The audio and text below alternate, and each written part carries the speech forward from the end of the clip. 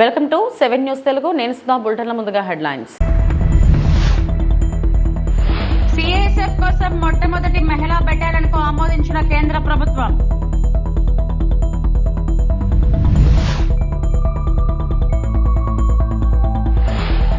తిరుమలలో భారీ వర్షం, భక్తుల ఇబ్బందులు.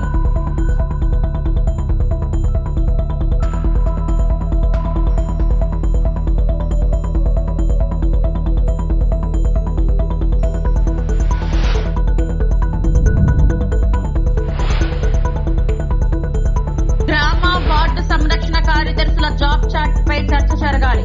హోంమంత్రి అనిత వెల్లడి.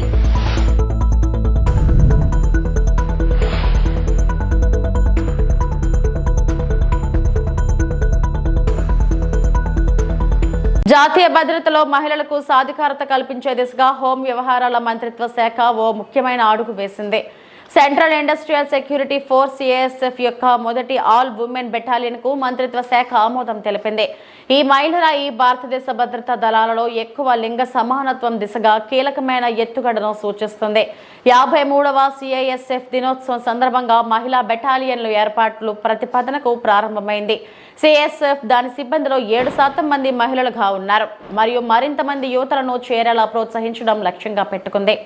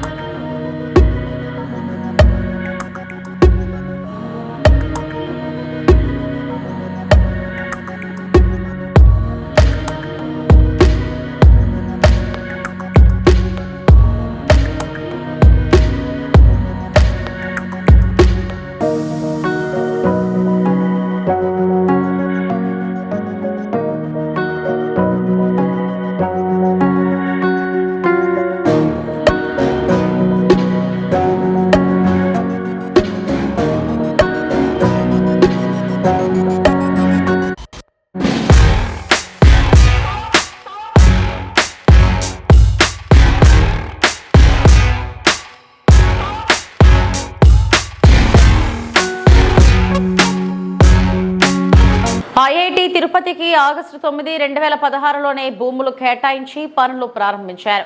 ఎన్ఐటి తాడేపల్లిగూడెంకు ఏప్రిల్ 16, 2016లో 172 ఎకరాలు, విశాఖలో ఐఎంకు ఏప్రిల్ 16, 2016లో 240 ఎకరాలు భూములు, సెంట్రల్ వర్సిటీ అనంతపురానికి ఏప్రిల్ 16, 2016లో 491 ఎకరాలు, ఐషర్కు 255 ఎకరాలు, ట్రిపుల్ ఐటీలకు కూడా భూములు అప్పట్లోనే కేటాయించారు. యుద్ధ ప్రాతిపదికన భూములు కేటాయించడమే కాక కేంద్ర ప్రభుత్వం నుంచి వచ్చే నిధులు, పనుల పురోగతిని ఆనాడు ప్రతి నెల ముఖ్యమంత్రి సమీక్షించారు. అభివృద్ధి వికేంద్రీకరణలో భాగంగా విభజన చట్టంలో ఉన్న విద్యా సంస్థలను కూడా రాష్ట్రంలోని వివిధ ప్రాంతాల్లో ఏర్పాటు చేయాలని నిర్ణయించారు. పనులను పూర్తి చేసేందుకు చిత్తశుద్ధితో కృషి చేశారు. ఆయా విద్యా సంస్థలకు పెండింగ్ లో ఉన్న రోడ్లు, త్రాగునీరు, ఇతర మౌలిక సదుపాయాల సమస్యలను వెంటనే పరిష్కరించేందుకు కృషి చేస్తామని నారా లోకేష్ వ్యక్తం చేశారు. అధ్యక్ష, మీరు ఒకసారి ఐఐటిలో చూస్తే ఆనాడు తెలుగుదేశం ప్రభుత్వం ఆగస్టు 9, 2016లోనే భూములు కేటాయించి పనులు కూడా ప్రారంభించే విధంగా చేస్తాం జరిగింది. అధ్యక్ష, ఐఎం విశాఖపట్నానికి వచ్చేగల ఏప్రిల్ 16, 2016లోనే ఆనాడు 240 ఎకరాలు భూమి ఇస్తాం జరిగింది. అధ్యక్ష, ఐజర్ పోతే మీరు చూస్తే డిసెంబర్ 17, 2015లోనే 255 ఎకరాలు ప్రభుత్వం ఇస్తాం జరిగింది. అధ్యక్ష, ఇంకా ఎన్ఐటి తాడేపల్లిగూడెంకి వచ్చేగల 172 ఎకరాలు ఏప్రిల్ 16, 2016లో ఇస్తాం జరిగింది. అధ్యక్ష, ఇంకోటి IIIT DM కి వచ్చేగల 151 ఎకరాలు మార్చి 31, 2016లో ఇస్తాం జరిగింది. ఇంకా సెంట్రల్ యూనివర్సిటీ అనంతపురం వచ్చేగల సుమారుగా 491 ఎకరాలు ఏప్రిల్ 16, 2016లో ఇస్తాం జరిగింది. అధ్యక్ష, ఇవన్నీ నేను ఎందుకు చెప్తున్నానంటే నాడు యుద్ధ ప్రాతిపదికంగా కేవలం భూములే కేటాయిస్తాం కాదు, పనులు జరుగుతున్నాయి జరగట్లేదా, కేంద్ర ప్రభుత్వం నుంచి రాబట్టాల్సిన నిధులు ఏంటనేది ప్రతి నెల గౌరవ ముఖ్యమంత్రి గారు రివ్యూ చేసేవారు. అధ్యక్ష, మీరు అధ్యక్ష గతంలో PRRD మంత్రిగా చేశారు. ఉపాధి హామీ అనుసంధానం ఎట్లా చేయాలి, దాని అన్నిట్లో ఎట్లా చేయాలని ఆనాడు ముఖ్యమంత్రి గారు పెద్ద ఎత్తున రివ్యూ కూడా చేశారు. అధ్యక్ష, సో ఇట్లా అన్ని పనులు ఒక పద్ధతి ప్రకారం చేసుకుంటూ పోయాయి. అధ్యక్ష, వాస్తవంగా చెప్పాలంటే సెంట్రల్ ట్రైబల్ యూనివర్సిటీకి వచ్చేగల కొంచెం డిలే అయ్యగల ప్రభుత్వాలు మారినాయి. ప్రభుత్వం మారిన తర్వాత తెలుగుదేశం పార్టీ అధికారులు ఉన్నప్పుడు ఒక భూమి ఐడెంటిఫై చేశాం, కేటాయించాం, కానీ ఎక్కడ రాజకీయంగా క్రెడిట్ వస్తుందని చెప్పి మళ్ళీ వేరే భూమిలోకి షిఫ్ట్ చేశారు. దానివల్ల 5 సంవత్సరాలు కాలయాపన చేశారు. అధ్యక్ష, ట్రైబల్ యూనివర్సిటీ మన ప్రభుత్వ అధికారులకు వచ్చినా చాలా స్పష్టంగా లేదు, ఎక్కడైతే ఫైనల్ చేసా అక్కడనే ముందరికి వెళ్దామని చెప్పాం. అధ్యక్ష, ఈ సెంట్రల్ ట్రైబల్ యూనివర్సిటీ కూడా యుద్ధ ప్రాతిపదికంగా వచ్చే 2 సంవత్సరాలు పూర్తి చేస్తామని సభకి నేను హామీ ఇస్తున్నా. అధ్యక్ష, పెద్దలు బుచ్చ చౌదరి గారు, బోండోమా గారు చెప్పినట్లు అధ్యక్ష, ఇంకా కొన్ని పెండింగ్ వర్క్స్ ఉన్న విషయం వాస్తవ. అధ్యక్ష, తాగునీరు కానివ్వండి, రోడ్లు కానివ్వండి, ఈ సమస్య ఉన్నాయి. నా దృష్టి కూడా అధికారులు తీసుకొస్తాం జరిగింది. అది తప్పనిసరిగా సంస్థలతోనే మాట్లాడతాను. ఇంటెక్ కానివ్వండి, మ్యాన్ పవర్ కూడా డిస్కస్ చేసి తప్పనిసరిగా ఎట్లా టేకప్ చేయాలో చేస్తాం. పెద్దలు బుచ్చ చౌదరి గారు ఏకంగా రాజమండ్రి ఏమైనా చేస్తే బాగుంటుందని కోరటం జరిగింది. అది ఆల్రెడీ ఒక ఆలోచనలో ఉన్నాం. తొందరలోనే మీతో చర్చించి ఎట్లా చేద్దాం అనేది విల్ టేక్. గ్రామ వార్డు సంరక్షణ కార్యదర్శుల జాబ్ ఛార్జీపై చర్చ జరగాల్సిన అవసరం ఉందని హోంమంత్రి అనిత అన్నారు. గత ప్రభుత్వం ఎలాంటి ఆలోచన లేకుండా జీవోలు ఇవ్వడం వల్లే గందరగోళం తలెత్తుతుందన్నారు. గ్రామ వార్డు సంరక్షణ కార్యదర్శులపై ఎమ్మెల్యేలు అడిగిన ప్రశ్నలకు అనిత అసెంబ్లీలో సమాధానమిచ్చారు. లాస్ట్ గవర్నమెంట్ అసలు గుడ్డిగా ఇటువంటి జీవోలు ఇష్యూ చేసిందని చెప్పడానికి ఇది ఒక తార్కాణం కింద మనం భావించవచ్చు. అధ్యక్ష, ఆ రోజు 20,000 మంది పోలీస్ డిపార్ట్మెంట్ లో తక్కువ ఉన్నారు, రిక్రూట్మెంట్ చేయాలి అంటే అప్పుడున్న మేధావులు ఉన్నారు కదా అధ్యక్ష, చాలా మంది మేధావులు డబ్బులు ఇచ్చుకుని పెట్టుకున్నాడు కదా, ఆ మేధావులందరూ కలిపి ఆల్రెడీ 12,000 మంది వీళ్ళు పనిచేస్తున్నారు కదా, వీళ్ళని మనం పోలీసుల కింద కన్వర్ట్ చేసేస్తే వాటిని తగ్గించి వచ్చని ఒక ఉచిత సలహా పడేశారు. అధ్యక్ష, ఈ రోజు వీళ్ళ పరిస్థితి ఏమైపోయిందంటే వీళ్ళకి జీతం ఇచ్చేదేమో ఎంపీడీఓ, లీవ్ ఇచ్చేదేమో ఎంపీడీఓ, మళ్ళా తిరిగి ఒకవేళ ట్రాన్స్ఫర్ అవ్వాలంటే డిపార్ట్మెంట్ కలెక్టర్ దగ్గరికి వెళ్ళాలి. అధ్యక్ష, వీళ్ళు పోలీస్ డిపార్ట్మెంట్ కి సంబంధించిన వాళ్ళ కింద ఉంచాలా, లేకపోతే ICDS లో మనం పంపించుకోవాలా, వేరే ఎవరికైనా ఏదైనా జాబ్ చార్ట్ ఇచ్చి సపరేట్ గా వీళ్ళు ఏదైనా మనం చేయాలా అనేది ఆలోచన చేసుకోవడానికి గౌరవ సభ్యులు ఎవరైనా లిఖితపూర్వకంగా మాకు సూచనలు సలహాలు ఇచ్చినా దాన్ని బేస్ చేసుకుని అదేవిధంగా మనం డిపార్ట్మెంట్ వాళ్ళతో కూడా చర్చించి యాజ్ ఎర్లీ యాజ్ పాసిబుల్ ఒక జాబ్ చార్ట్ ఇస్తామని చెప్పి తెలియజేసుకుంటున్నాను. అధ్యక్ష, కూటమి ప్రభుత్వం అధికారంలోకి వచ్చిన తర్వాత విశాఖ మెట్రోపై కోల్కతా మెట్రో రైలు తరహాలో 100% కేంద్ర ప్రభుత్వం భరించేలా రైల్వే శాఖకు అప్పగించేలా కేంద్రం ముందు ప్రతిపాదన ఉంచాం. దీనికి సంబంధించి స్వయంగా ఢిల్లీ వెళ్లి కేంద్ర మంత్రికి లేఖ ఇవ్వడంతో పాటు సీఎం చంద్రబాబు కూడా ప్రధాని మోడీకి లేఖ రాశారు. 2 దశల్లో 4 కారిడార్లో మెట్రో ఏర్పాటుకు ప్రతిపాదనలు ఇచ్చాం. మొదటి దశలో 46.23 కిలోమీటర్ల మేర 3 కారిడార్లో నిర్మాణం చేస్తాం.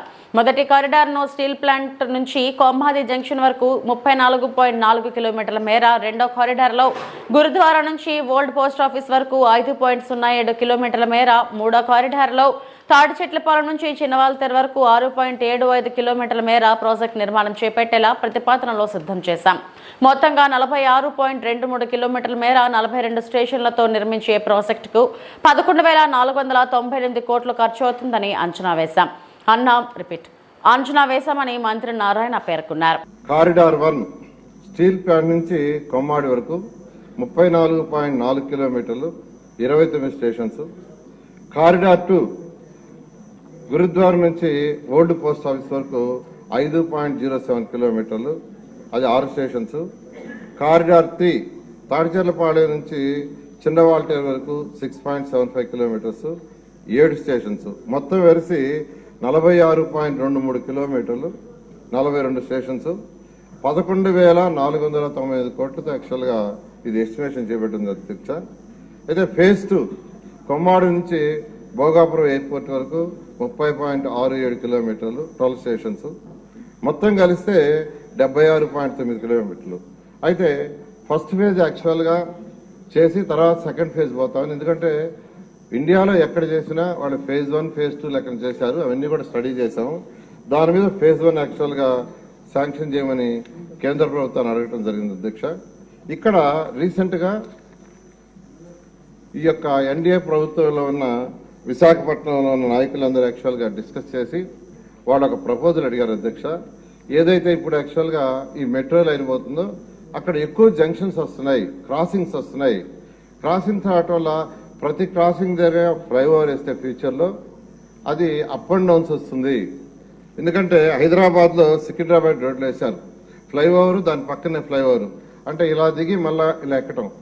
అలాంటి ప్రాబ్లమ్స్ రాకుండా ఉండటానికి, జంక్షన్లో ట్రాఫిక్ బ్లాక్ కాకుండా ఉండటానికి అక్కడ ఎన్నాడ, హనుమంతవాక, మద్దెలపాలెం, విప్రో జంక్షను, గురుద్వారా, అక్కాయపాలెం, తాడ్చెల్లిపాలెం వీటిలో 14 కిలోమీటర్లు 8 స్టేషన్స్.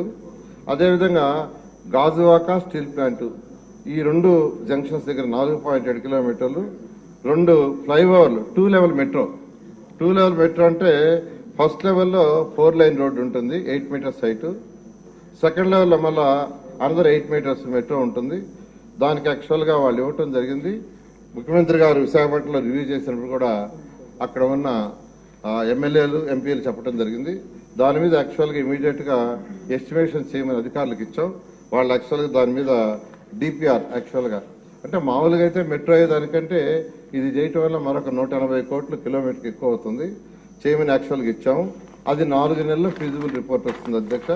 అది రాగానే దాన్ని కూడా కలిపి, అంటే ఏదైతే అక్కడ ఉన్న ప్రజాప్రతినిధులు అడిగారో దాని ప్రకారం యాక్చువల్గా 2 లెవెల్ మెట్రోని టేకప్ చేయడం జరుగుతుంది అధ్యక్ష. త్వరలోనే డిఎస్పీ నోటిఫికేషన్ విడుదల చేస్తాం. ఇచ్చిన హామీ మేరకు 5 ఏళ్లలో 20 లక్షల ఉద్యోగాలు కల్పిస్తాం. ప్రజా దర్బార్ రెడ్డిలో డిఎస్పీ 1998 క్వాలిఫైడ్ అభ్యర్థులు నన్ను కలిశారు. 1998 డిఎస్పీకి సంబంధించిన పెండింగ్ లో ఉన్న 4534 పోస్టుల్లో 3939 పోస్టులు భర్తీ చేశారు. ఇంకా 595 పోస్టులు భర్తీ చేయాల్సి ఉంది. ఇంకా ఎక్కువ ఉన్నాయని సభ్యులు చెబుతున్నారు. పరిశీలించిన న్యాయం చేస్తామని అన్నారు. లీగల్ లిటిగేషన్ లేకుండా బెస్ట్ డిఎస్సి నోటిఫికేషన్ ఇస్తాం. వచ్చే ఏడాదికి ఖాళీగా ఉన్న టీచర్ పోస్టులను భర్తీ చేస్తామని పేర్కొన్నారు. అధ్యక్ష, రాజుగారు చెప్పినట్లు ప్రధానంగా ఏంటంటే ఇక్కడ 2-3 విషయాలు చెప్పారు. ఒకటి, ఎంతమందికి ఇంకా వేకెన్సీస్ ఎంతమందికి ఆర్డర్స్ అనేది ఇష్యూ చేసామనే దానిపైన ఒక డిస్కషన్ ఉంది అధ్యక్ష. గత ప్రభుత్వం నోటిఫై చేసిన వేకెన్సీస్ 4534 అధ్యక్ష. దాంట్లో అపాయింట్మెంట్ ఆర్డర్స్ ఇప్పటికి ఇచ్చింది 3939, అంటే సుమారుగా ఒక 600 వేకెన్సీస్ ఉన్నాయి. గౌరవ సభ్యులు ఇంకెక్కువ ఉన్నాయన్నారు అధ్యక్ష. ఆ వివరాలు నేను తీసుకుని దాన్ని ఎట్లా టేకప్ చేయాలో చేస్తాం అధ్యక్ష. రెండోది వచ్చేగల పెద్దలు అన్నట్టు రిటైర్మెంట్ బెనిఫిట్స్ అనేది ఫస్ట్ ఎంటీఎస్ కి ఉండదు, సో అది వర్తించదు అధ్యక్ష. ఇంకో పక్కన ఏంటంటే రిటైర్మెంట్ ఏజ్ వచ్చేగల ఎగ్జిస్టింగ్ ఎంటీఎస్ రూల్స్ అనేది 60 సంవత్సరాల ఉంది అధ్యక్ష. సో అది గౌరవ సభ్యులు కోరారు, అది నేను అధికారులతో చర్చించి మాకు గౌరవ ముఖ్యమంత్రి గారితో రివ్యూ మీటింగ్ అయినప్పుడు అది ఎట్లా టేకప్ చేయాలో అది కూడా డిస్కస్ చేస్తాను అధ్యక్ష. అధ్యక్ష, మీరు చూస్తే చాలా స్పష్టంగా నేను చెప్పదలుచుకుంది ఏంటంటే 1998 డిఎస్సీలో 22,542 పోస్టులు శాంక్షన్ అవుతే ఫిల్ అయింది 18,008 పోస్టులు, అంటే పెండింగ్ 4,534 పోస్టులు క్యారీ ఫార్వర్డ్. దాంట్లో 3,939 పోస్టులు ఎంటీఎస్ ద్వారా అపాయింట్మెంట్ అయింది, మిగిలింది 595 పోస్టులు అధ్యక్ష. ఫస్ట్ ఆ నంబర్ వస్తాం అధ్యక్ష. దెన్ బ్యాలెన్స్ మీరు చెప్పినట్లు ఎట్లా టేకప్ చేయాలో గౌరవ ముఖ్యమంత్రి గారితో చర్చించి టేకప్ చేస్తాం. మీరు అన్నట్టు పాదయాత్రలో కూడా 1998 డిఎస్సీ మెంబర్స్ అని కలిశారు. గత 5 నెలల్లో కూడా ప్రజా దర్బార్ లో కూడా నాకు కలుస్తాం జరిగింది. సో సబ్జెక్ట్ నాకు అవగాహన ఉంది అధ్యక్ష. ఒక పద్ధతి ప్రకారం ఇది ముందలు తీసుకెళ్తాం. అంతేకాకుండా అధ్యక్ష, నిరుద్యోగ యువకులు ఒక హామీ వదలుచుకున్నాను అధ్యక్ష. నేను అధికారులు కూడా నేను చెప్పింది ఏంటంటే అసలు డిఎస్పీ పైన గతంలో ఎన్ని కేసులు పడినాయి, దేని వల్ల పడినాయి, ఎందుకంటే ప్రభుత్వం మనమే మేజర్ లిటిగెంట్ అవుతున్నాం, అట్లా కాదు. గతంలో పడిన కేసులన్నీ స్టడీ చేయండి, స్టడీ చేసి ఇప్పుడు ఇచ్చే డిఎస్సి నోటిఫికేషన్ పకడ్బందీగా ఇవ్వండి, అందరికి ఆమోదమైన డిఎస్సి నోటిఫికేషన్ ఇవ్వాలి. ఇది మళ్ళీ ఒక లీగల్ లిటిగేషన్ లోకి వెళ్ళకూడదు అని చాలా స్పష్టంగా నేను చెప్తాం జరిగింది. అధికారులు కూడా చాలా టైం పెట్టారు దానిపైన అధ్యక్ష. మీ అందరి సహకారంతో one of the best notification త్వరలో మేము ఇవ్వబోతున్నాం. యుద్ధ ప్రాతిపదికంగా పెండింగ్ ఉపాధ్యాయ పోస్టులని కూడా వచ్చే సంవత్సరంలో మేము భర్తీ చేస్తాం. టీడీపీ పోస్టులపై ఎందుకు ప్రశ్నించడం లేదు అంటూ అంబటి రాంబాబు ఫైర్ అయ్యారు. మాజీ మంత్రి అంబటి రాంబాబు కీలక వ్యాఖ్యలు చేశారు. పోలీసులను అడ్డుపెట్టుకుని చంద్రబాబు కావాలని వైసీపీ సోషల్ మీడియా యాక్టివిస్టులను తొక్కేస్తున్నారని ఆరోపించారు. ఈ క్రమంలోనే తమ పార్టీ యాక్టివిస్టులు పెట్టిన పోస్టులపై కేసులు పెట్టి ఇబ్బందులకు గురి చేస్తున్నారని మండిపడ్డారు. టీడీపీ యాక్టివిస్టులు తమ పార్టీ నేతలపై పోస్టుల గురించి ఎందుకు పట్టించుకోవడం లేదని ప్రశ్నించారు. తనపై విడదల రజనీపై అసభ్యకరమైన పోస్టులు పెట్టిన వారిని ఇప్పటి వరకు ఎందుకు అరెస్టు చేయలేదని నిలదీశారు. నూజివీడు పోలీసులు అరెస్టు చేసిన రాజశేఖర్ రెడ్డిని 24 గంటల్లో కోర్టు ముందు హాజరుపరచాలని చెప్పారు.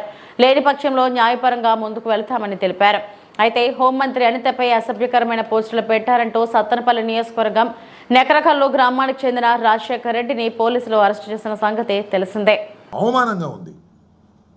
నా మీద, నా కూతుళ్ళ మీద, నా భార్య మీద ఇంత భయంకరంగా పెడితే, అయ్యా డీజీపీ గారు ఎక్కడున్నారు? ఆల్ ఐఏఎస్ ఆఫీసర్స్ ఏం చేస్తున్నారు? మా మీద పెట్టొచ్చా? అసభ్యకరంగా, భయంకరంగా నా కూతుళ్ళ మీద, నా మీద, నా భార్య మీద తెలుగుదేశానికి సంబంధించినటువంటి సోషల్ మీడియా కార్యకర్తలు పోస్ట్ చేస్తే అది సమ్మగా ఉండదా వాళ్ళకి? దీనన్నిటికీ కారణం లోకేష్ కాదా? లోకేష్ దగ్గర నుంచి చేయించట్లేదు ఇవన్నీ. అప్పుడు ఇప్పుడు ఎప్పుడు కూడా మేము మా కార్యకర్తలు ఎక్కడో పెట్టారని అపవాదుతో మీరు చేస్తున్నారు. మా మీద పెట్టిన వాటి మీద మీరు ఎందుకు యాక్షన్ తీసుకోవట్లేదని అడుగుతా ఉన్నా. ఈ విధంగానే ఇప్పుడు పోలూరు రాజశేఖర రెడ్డిని ఏ విధంగా అరెస్ట్ చేశారో ఆ విధంగా దీని మీద ఎంక్వైరీ చేసి అరెస్ట్ చేయాల్సినటువంటి బాధ్యత ఈ ప్రభుత్వానికి, ఈ పోలీస్ యంత్రాంగానికి ఉందా లేదా అని అడుగుతా ఉన్నా. చంద్రబాబు నాయుడు గారు చెప్తున్నాడు అందరూ సమానమే, ఎవరి మీదైనా యాక్షన్ తీసుకుంటామని. పవన్ కళ్యాణ్ గారి పిల్లల మీద పెట్టారు, పవన్ కళ్యాణ్ గారి భార్య మీద పెట్టారంటే మా పిల్లలు కాదా, మా భార్యలు కాదా? నేను ఆవేదనతో చెప్తున్నా. పవన్ కళ్యాణ్ గారి మీద పెట్టింది రైట్ అని నేను అంటలా. 100% తప్పు. Take an action. ఎవరి మీద పెట్టిన యాక్షన్ తీసుకోండి. మీరు ఏం చేస్తున్నారంటే ఇండైరెక్ట్గా మా సోషల్ మీడియాని తొక్కేయాలని, వాళ్ళ సోషల్ మీడియాని రైజ్ చేయాలని వాళ్ళు మీ ఇష్టం వచ్చినట్టుగా మీరు పోస్టులు పెట్టండి. అంబటి రాంబాబు గారి మీద, జగన్మోహన్ రెడ్డి గారి మీద, వాళ్ళ మీద, వీళ్ళ మీద, వాళ్ళ భార్యల మీద, వీళ్ళ భార్య మీద మీరు పెట్టేసుకోవచ్చు. వాళ్ళు ఏదైనా ఎక్కడైనా పెట్టినా పెట్టకపోయినా అవన్నీ మార్ఫింగ్ చేసి కూడా మేము వాళ్ళ మీద కేసులు పెడతాం అనేటువంటి పరిస్థితులకు ఉన్నారు. నేను మనవి చేస్తున్నా, ఇవాళ ఇంతమంది మీద కేసులు పెట్టారు కదా, ఒక్కటి కూడా రుజువు చేయలేరు కోర్టుల్లో.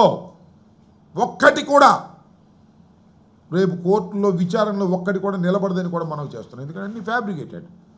కాబట్టి దీన్ని ప్రజలు అర్థం చేసుకోవాలని అన్ని సమస్యలు పోయినాయండి. ఇవాళ ఇసుక సమస్య పోయింది, సూపర్ 6 పోయింది, రాష్ట్ర అభివృద్ధి పోయింది. ఉన్నంత ఏంటంటే సోషల్ మీడియా అరెస్ట్ చేయడం, లోపల పెట్టడం, కొట్టడం. అసెంబ్లీ ఏం జరుగుతుందో కూడా ఆలోచించడం. అన్నీ ఇవే పనులు. వాళ్ళకు ఉన్నటువంటి ఎల్లో మీడియాలో ఫ్రంట్ పేజీలో ఎల్లో మా మీద సైకోలు అంటారు, మేము సైకోలం. మరి వీళ్ళు ఎవరండి? వీళ్ళు మాట్లాడిన వీళ్ళు సైకోలు కదా? వీళ్ళు సైకోలు కదా? వీళ్ళు చాలా సంఘ సంస్కర్తలా? తెలుగుదేశం వాళ్ళు సైకోలు కదా వీళ్ళు? ఈ సైకోలన్నీ మీరు పెంచి పోషిస్తారా? మేము పెట్టకపోయినా పెట్టినట్టుగా రేపు పెట్టి మమ్మల్ని సైకోలని ముద్రీకరిస్తారా? ఇది ధర్మం కాదు. చంద్రబాబు నాయుడు గారు, నేను మనవి చేస్తున్నా, మీరు చాలా హద్దులు దాటి, అంటే మీరు ముఖ్యమంత్రిగా ఉన్నాం కాబట్టి ఏదైనా జరిగిపోద్ది, నాకు మీడియా సపోర్ట్ బాగా ఉంది, నాకు అంతా మీడియా సపోర్ట్ చేస్తుంది కాబట్టి నేను ఏం చెప్పినా అది ఫ్రంట్ పేజీలు వేస్తున్నారు, వాళ్ళ వాయిస్ రావట్లేదు, వాళ్ళ మీద వేదనలు బయటకు రావట్లేదని మీరు అనుకుంటున్నారేమో. కలకాలం ఇలా ఉండదు. మీరు తప్పు చేస్తున్నారు చంద్రబాబు నాయుడు గారు. ఇప్పటికైనా వాస్తవాలను తెలుసుకునేటువంటి కార్యక్రమం చేయండి.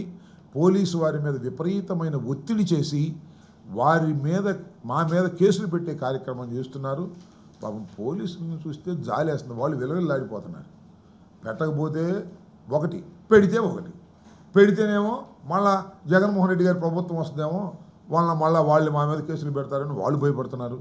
పెట్టకపోతేనేమో అది తీసుకెళ్ళి నాన్ ఫోకల్లోనో లేకపోతే వీఆర్లోనో పడేసి అక్కడే కూర్చోబెడతారనేటువంటి భయంతో పాపం పోలీస్ వ్యవస్థలో ఉన్నటువంటి సిన్సియర్ పోలీస్ ఆఫీసర్లు కూడా భయపడుతున్నారు. అయ్యా, మీరు భయపడకండి, నీతిగా నిజాయితీగా ఉండండి. మీకు సాక్ష్యాధారాలు ఉంటే కేసు పెట్టండి, కోర్టులో ప్రొడ్యూస్ చేయండి తప్ప 24 అవర్స్ దాటి అట్టి పెట్టుకోవద్దు. 24 అవర్స్ దాటి అట్టి పెట్టుకోకుండా ప్రొడ్యూస్ చేసి మీకు ఇన్వెస్టిగేషన్లో కావాల్సితే కోర్టుకు వెళ్ళి మళ్ళీ కస్టడీలోకి తీసుకోవచ్చు. అలా కాకుండా ఆ రవీంద్రని, ఏది మన కడపలో ఉన్న రవీంద్రని చిత్తగొట్టేశారు. కొడితే ఆయన మ్యాజిస్ట్రేట్ ముందు చెప్పారు, రాత్రి 12 గంటలకు తీసుకెళ్లి మ్యాజిస్ట్రేట్ ముందు ప్రొడ్యూస్ చేసి he has given a statement. Kodangal మాజీ ఎమ్మెల్యే నరేందర్ రెడ్డి అరెస్టును కారాస కార్యనిర్వాహక అధ్యక్షుడు కేటీఆర్ ఖండించారు.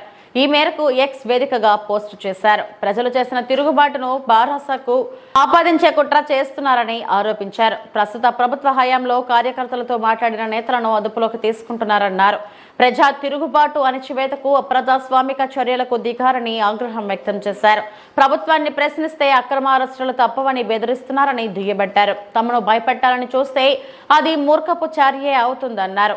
సీఎం రేవంత్ రెడ్డి అప్రజాస్వామిక చర్యలపై పోరాటం కొనసాగిస్తుందని తెలిపారు. ఎంత అణిచివేసే ప్రయత్నం చేస్తే అంతగా పోరాటం చేస్తామన్నారు.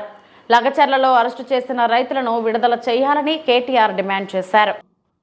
అనొక మాట, ఒక చోట కాదు 20 చోట్ల పెడతాం. ఫార్మా సిటీ కాదు, మేము కేసీఆర్ ఫార్మా సిటీ అన్నాడు కదా, నేను సేమ్ పేరు పెడితే బాగుండదు అనుకొని ఫార్మా విలేజ్, సిటీ అన్నాడు కాబట్టి విలేజ్ అని చెప్పి ఒక పేరు మార్చిండు. కేసీఆర్ అనే వాళ్ళు ఉండొద్దు కదా, మార్చి 20 చోట్ల ఫార్మా విలేజ్లను డిక్లేర్ చేసిండు. ఒక చోట మేము స్థలం సేకరించడానికి కారణం ఏంటి అంటే మాకు తెలియక కాదు, మాకు పరిజ్ఞానం లేక కాదు, మేము ఆలోచించి అర్థం చేసుకొని హైదరాబాద్ భవిష్యత్తు దృష్టిలో పెట్టుకొని తెలంగాణ భవిష్యత్తులో కూడా లైఫ్ సైన్సెస్ సెక్టర్లో లీడర్గా ఉండాలి. ఈ 2030 సంవత్సరం కల్లా 100 బిలియన్లు కాదు $200 బిలియన్ పెట్టుబడి తెలంగాణకు తేవాలి. ఈ లైఫ్ సైన్సెస్ సెక్టర్లోనే 4-5 లక్షల మంది పిల్లలకు కొలువులు ఇవ్వాలి, ఇంకా విస్తరించాలన్న ఉద్దేశంతో అంతర్జాతీయ ఫార్మా యూనివర్సిటీ, అందులోనే అవసరమైతే ఒక ఎయిర్ స్ట్రిప్, అందులోనే లివ్ వర్క్ లెర్న్ ప్లే అంటూ ఇట్లా ఒక మంచి ఆలోచనతో ప్రపంచ దేశాలని ఊరికేనే కాదు. ఈరోజు చీఫ్ సెక్రటరీగా ఉన్న శాంతి కుమారి గారు ఆ రోజు ముఖ్యమంత్రి గారి కార్యాలయంలో చేజింగ్ సెల్కి ఇన్ఛార్జ్గా ఉన్నారు. చేజింగ్ సెల్ అంటే ఇన్వెస్ట్మెంట్ ప్రమోషన్ సెల్, ఇన్వెస్ట్మెంట్ని ఆకర్షించడానికి, ఇన్వెస్ట్మెంట్ని చేజ్ చేయడానికి పెట్టిన ఒక సెల్. దానికి ఇన్ఛార్జ్గా శాంతి కుమారి గారు సెక్రటరీ టు చీఫ్ మినిస్టర్గా ఉన్నారు అన్నాడు, principal secretary to chief minister. ఆ మేడం ఆధ్వర్యంలో మా ఇండస్ట్రీ సెక్రటరీని ఐర్లాండ్కి, తర్వాత ఇంకా ఇతర ఫార్మా స్థావరాలు ఎక్కడెక్కడైతున్నాయో అన్ని చోట్లకు పంపారు. ఒక 5-6 దేశాలు పోయినారు వాళ్ళు, నాకు గుర్తు రావట్లేదు, ఐర్లాండ్, సింగపూర్, ఇంకెక్కడెక్కడో పోయారు. మేము పోలేదు, అధికారులు పోయారు. వాళ్ళని కూడా తిప్పి ఎట్లా పెట్టాలి మనం ఫార్మా అని చెప్పి ఆలోచన చేసి హైదరాబాద్ ఫార్మా సిటీకి మేము అంకురార్పణ చేయడం జరిగింది. కాకపోతే ఎలక్షన్ తర్వాత మొదలు పెడదాం, ఎందుకంటే అప్పటికే మొత్తం 13-14 ఎకరాలలో కామన్ ఫెసిలిటీస్ పోను ఒక నికరంగా 8,000 పైచిలకు ఎకరాలు మిగులుతోంది. దాన్ని ఎట్లా వినియోగించాలి అన్నప్పుడు డిమాండ్ చాలా ఎక్కువ ఉండే.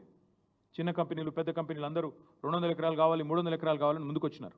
సో మేము ఆలోచనతో అక్క వాళ్ళు కూడా, సబితక్క, మంచిరెడ్డి కిషన్ రెడ్డి గారు వచ్చి, అన్న మరి యూనిట్లు పోతున్నాయని కేసీఆర్ గారికి చెప్పారు.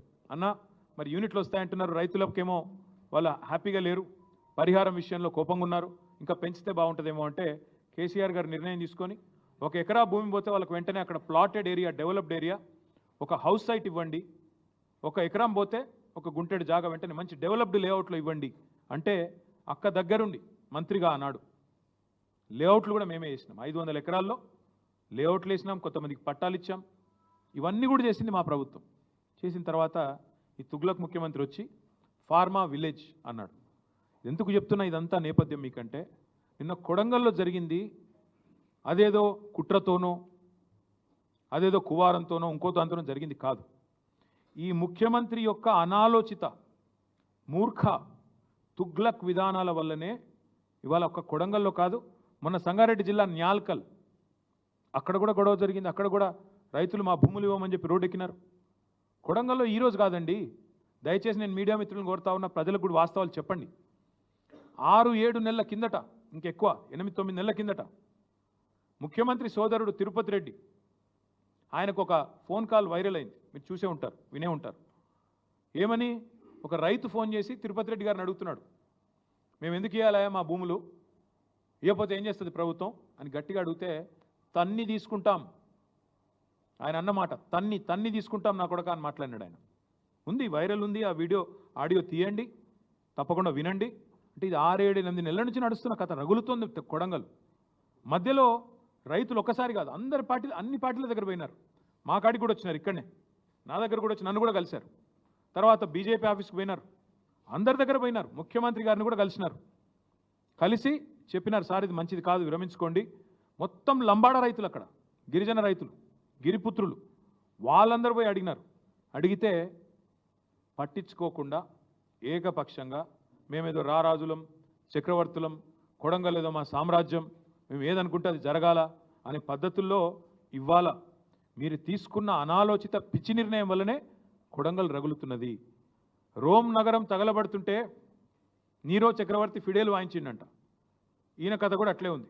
ఇవాళ కొడంగల్లో అగ్గి అంటుకుంటే, కొడంగల్లో ఇవాళ 16 మంది రైతులు జైలుకు పోతే, కొడంగల్ ఎమ్మెల్యే ఎన్నో ఆశలతో ప్రజలు గెలిపించిన ఎమ్మెల్యే, ముఖ్యమంత్రి అయి మమ్మల్ని ఉద్ధరిస్తారనుకుని గెలిపించిన ఎమ్మెల్యే ఎక్కడున్నాడండి? నాకు అర్థం కాదు.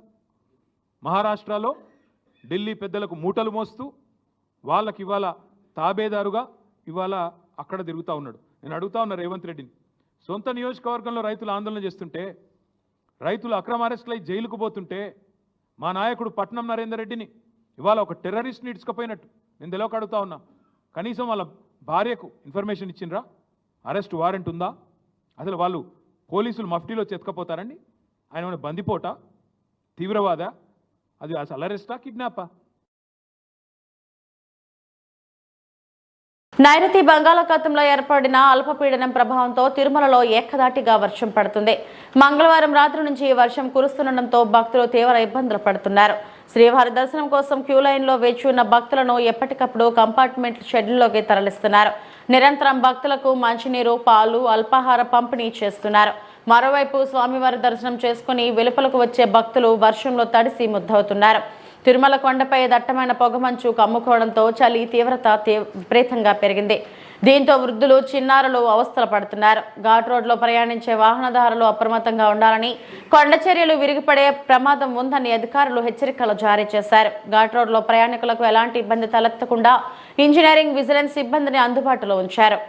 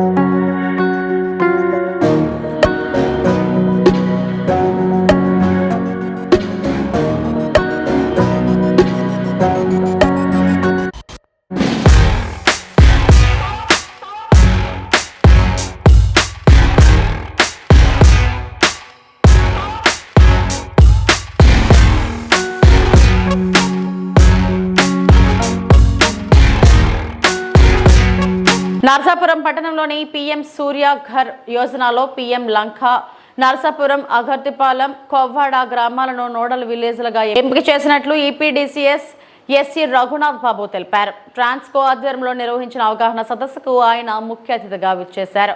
సోలార్ను ఏర్పాటు చేసుకోవడం వల్ల కలిగే ప్రయోజనాలు, ప్రభుత్వం, బ్యాంకులు అందించే రుణాలపై వినియోగదారులకు అవగాహన కల్పించారు. ఆయన విలేకరులతో మాట్లాడుతూ 500 విద్యుత్ కనెక్షన్లు ఉండే ఈ 3 గ్రామాల్లో 100% సోలార్ రూఫ్ను ఏర్పాటు చేయాలని ప్రతిపాదించాం. ఈ స్కీము విజయవంతమైతే ఆ 3 గ్రామాలకు ప్రభుత్వం 1 కోటి చొప్పున గ్రాంట్ విడుదల చేస్తుంది. కిలోవాట్కు 30,000, 2 కిలోవాట్లకు 60,000, 3 కిలోవాట్కు 75,000 వినియోగదారులు చెల్లించాలి. ప్లాంట్ ఏర్పాటు చేసిన తర్వాత సబ్సిడీ వినియోగదారుల ఖాతాల్లో జమ అవుతుంది. జిల్లాలో సోలార్ రూఫ్కు 8,000 మంది దరఖాస్తులు చేసుకున్నారు. ఇప్పటి వరకు 250 మందికి సబ్సిడీపై సోలార్ ప్లాంట్లు అందించాం. 10 రోజుల్లో సర్వే చేసి 245 మందికి ఇస్తాం అని తెలియజేశారు.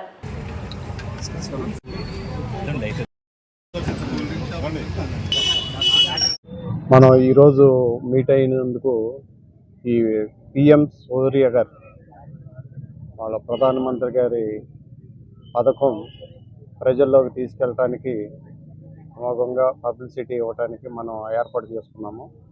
దీంట్లో ఏంటంటే సోలార్ రూఫ్ టాప్ పథకాన్ని వినియోగదారులకు అందుబాటులో తీసుకెళ్ళటానికి మనం సబ్సిడీ రూపేణ కిలోవాట్కి 30,000 రూపాయలు చొప్పున సబ్సిడీ ఇవ్వటం జరుగుతుంది. 2 కిలోవాట్లకి అయితే 60,000, 3 కిలోవాట్లకి అయితే 78,000. ఇది సబ్సిడీ రూపేణా కన్జ్యూమర్కి ఇమీడియట్గా బ్యాంక్ అకౌంట్లో రెమిటెన్స్ అయ్యేటట్టుగా చేస్తున్నాము. అలాగే సూరిగర్ ప్రభుత్వం ఇండియన్ గవర్నమెంట్ ప్రెస్టీజియస్ ఇష్యూగా తీసుకున్నారు. పేదలకు కానీ కన్జ్యూమర్స్ అందరికీ అందుబాటులో ఉండేటట్టుగా వారి ప్రభుత్వ హయాంలో పేదలకి 200 యూనిట్లు ఫ్రీ పథకం అమలు చేయటానికి వెసులుబాటు కల్పించే విధంగా మనం ఈ సోలార్ రూఫ్ టాప్ పథకాన్ని ఇంప్లిమెంట్ చేయడం జరుగుతుంది.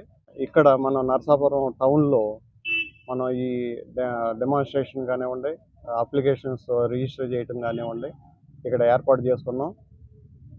ఈ పథకంలో అందరూ కూడా పాలుపంచుకొని ఈ పథకాన్ని ఇంప్లిమెంట్ చేసి మన ఇంటి ఖర్చుల నిమిత్తము మన ఆదాయం చేకూర్చుకోగలుగుతామని తెలియజేస్తున్నాను. మన వెస్ట్ గోదావరి జిల్లాకి 8,000 వరకు అప్లికేషన్లు రిజిస్టర్ చేయడం జరిగింది. అలాగే 500 మంది సోలార్కి రిజిస్ట్రేషన్ చేసుకుని తర్వాత డబ్బులు పే చేయడం కూడా జరిగింది. వాళ్ళకి సోలార్ రూఫ్ టాప్ 255 మందికి మనం ఏర్పాటు చేసాం. ఈ పథకంలో వాళ్ళు సబ్సిడీ కూడా తీసుకున్నారు. అలాగే ఇంకా 245 మంది పే చేసి వాళ్ళ ఇన్స్టలేషన్ మన వెండర్స్ ఎవరైతే ఉన్నారో వాళ్ళందరూ కూడా ఇన్స్టలేషన్ ప్రొసీజర్లో నడుస్తుంది. వాళ్ళందరికీ కూడా మనం 10 రోజుల్లో ఇన్స్టాల్ చేసి అవి కూడా సర్వీసు సింక్రనైజ్ చేయడం జరుగుతుంది. ఈ పథకంలో ఏంటంటే మనం రిజిస్ట్రేషన్స్ పెంచగలిగితే ఎనర్జీ సేవింగ్ అలాగే కన్జ్యూమర్కి ఆదాయం చేకూరుతుంది. దీనికి అందరూ కూడా సహకరించవలసిందిగా కోరుతున్నాం. జిల్లాకి 50,000 వరకు అప్రాక్సిమేట్గా వస్తుందండి. వాళ్ళ స్టేట్కి లక్షల ప్రోగ్రామ్ ఉంది స్టేట్కి. అలాగే జిల్లాకి వేసుకుంటే 1,00,000 వరకు వస్తుంది. సో మనం అది ప్రమోట్ చేయగలిగితే మనకి కన్జ్యూమర్స్ 8 లక్షల చిల్లర కన్జ్యూమర్స్ ఉన్నారు మనకి సర్వీసెస్.